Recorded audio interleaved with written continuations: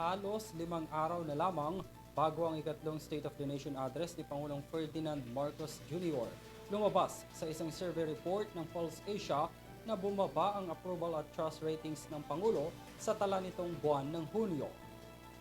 Si Mia Layagi magbabalita.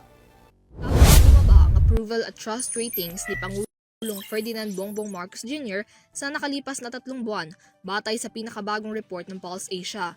Sa June 2024, ulat ng bayan na inilabas ng Pulse Asia nitong ika-17 ng Hulyo, pumatak sa 53% ang nakuhang approval rating ng Pangulo mula sa survey na isinagawa noong June 17 hanggang 24 na may 2,400 na respondents.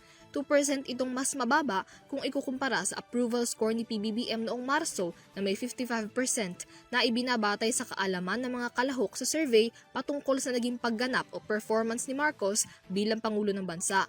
Batay sa report ng Pulse Asia, bumaba ang approval score ng Pangulo mula sa mga tugon sa Luzon na nabawasan ng 9% at sa Mindanao na bumaba ng 2%. Sa kabilang banda, bumaba rin ang trust rating scores na nakuha ng Pangulo batay sa kaparehong report.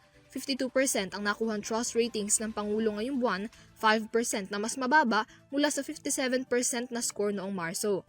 Katulad ng sa approval ratings, sa trust ratings mula Luzon at Mindanao ang nakitaan ng pagbaba na may kaukulang 9% at 3% na bawas. Nakabatay ang resulta sa kung gaano kalaki o kaliit ang pagtitiwala ng mga kalahok sa survey sa partikular na personalidad. Ang naturang report ay lumabas halos 5 araw bago ang ikatlong sona ng Pangulo na nakatakdang ganapin sa Lunes, ika-22 ng Hulyo. Samantala, para naman kay Vice President Sara Duterte, tumaas ang kanyang approval rating sa 67% kumpara noong Marso, habang nanatili naman sa 71% ang resulta ng kanyang trust scores. Para sa EuroTV News, Mia Layagin sumasaludo sa bawat Pilipino.